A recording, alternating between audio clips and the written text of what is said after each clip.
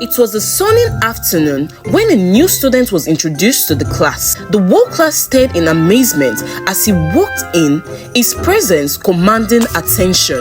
He was exceptionally handsome, with chiseled features, piercing eyes, and well-built physique that made him look like he had stepped out of a magazine. Okpe, the school's prettiest girl, fell in love with him immediately, her heart skipping a beat. But not everyone was thrilled. Samson, the school's bad boy and one of the hottest guy in class, felt a pang of intimidation at the sight of the new rival. Later, when school was over, Samson, along with Okpe and her friends, blocked the newbie on the road, intending to make it clear who ruled the school. They formed a menacing wall in front of him, expecting the new students to cower. But the new student didn't flinch. Instead, he smirked, his eyes gleaming with defiance. "Is this how you welcome new students?" he asked, his voice dripping with sarcasm. Samson was taken aback by the newbie's courage. No one had ever dared to stand up to him before. Okpe was stunned and impressed, sensing a strength in the new student that no one else had shown. Samson, now intrigued, stretched out his hands. "Join my team. I'm Samson." The newbie eyed Samson's hand before replying. "You have to do more than that before getting me to join, bro." He then extended his hand and said, "The name's King." They shook hands, both smirking, recognizing the mutual respect and the beginning of a strong bond. From that moment on, they became inseparable, each complementing the other's strength and covering for their weaknesses, forging a friendship that would last through thick and thin. Abigail broke down in tears at the sight of her best friend's dead body. "Tolu, wake up," she cried bitterly. She then looked up, sobbing, and began pleading. "I want to go home. Please take me home. I don't want to stay here anymore." Samson, also in pain, shouted at her. "No, they make noise from my ear now. How do you want to leave? We are making efforts. This is why I didn't want a fat balloon to come along in the first place." A blow came rushing in. "Don't you dare call her that. How dare you still have the nerves to still be talking?" Samson, shocked and in pain, replied, "So you hate me because of Abigail? What's this claim of being a hero about?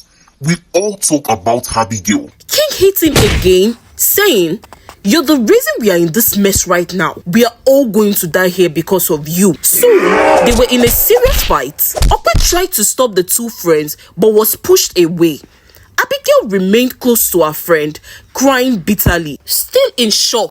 "Hey you, elephant, this is all your fault. They are both fighting because of you. Happy?" Okpe yelled, already frustrated by everything happening. The guys eventually stopped fighting but wouldn't speak or look at each other. They all sat in the room, sober. Soon, Samson stood up and said, "Guys, I'm deeply sorry for putting us all in this mess.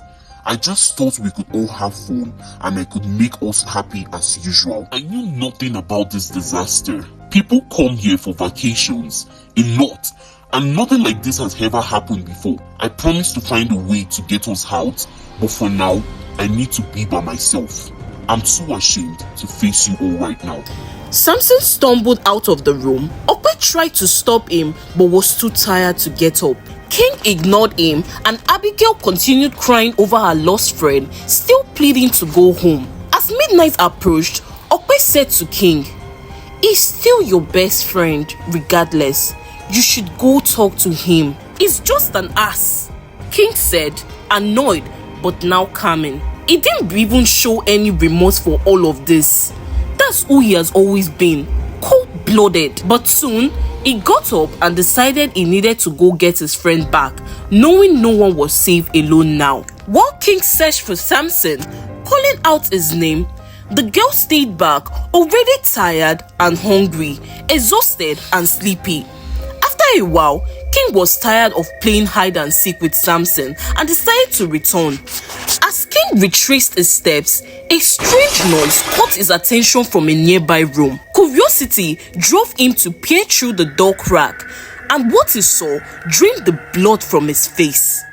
The sight was so horrifying, he felt as if the ground might swallow him whole. When King returned and knocked on the door, Okwe, half asleep, opened it. Abigail, still unconscious from exhaustion, remained unaware. Ope's breath caught in her throat as she saw King holding Samson's lifeless body, his heart brutally removed. Tears streamed down King's face, his expression vacant and full of shock. What kind of monster could do this? Okwe whispered in terror. King didn't respond, lost in his horror, unable to process the nightmare. Abigail woke up, screaming at the sight. King, now holding a blood-stained knife, finally spoke, his voice shaking with rage. We are being haunted. This isn't a ghost. Someone is toying with us. His eyes now red with determination. We stick together.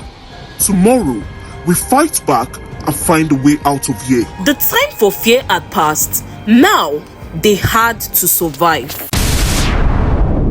What do you think will happen next? What did King really see? Will they be able to survive this? Can they hunt down this terrifying and elusive killer?